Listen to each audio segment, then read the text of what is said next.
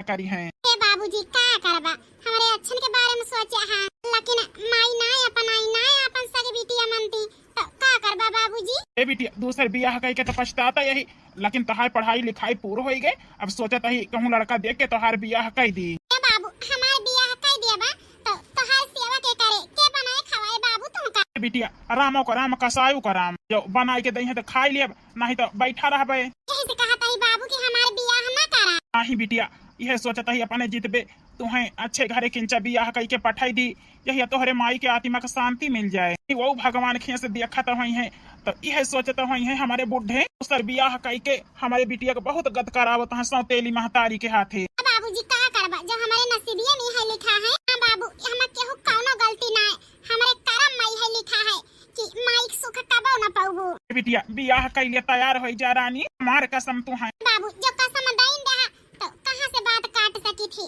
ठीक है हम बियाह करे का तैयार यही फिर। ए बिटिया फिर बिहान तैयार रहो, लड़का वाले यहीं देख है। ठीक है बाबू हां लड़का वाले यहीं देखे।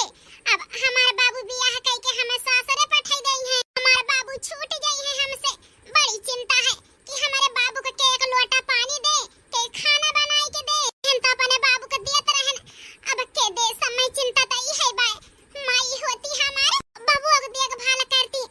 हमारे बियाह जौन होता है कितनी खुश होती कि हमारे बिटिया का बियाह होता है बिना माई के हमें के विदा करे।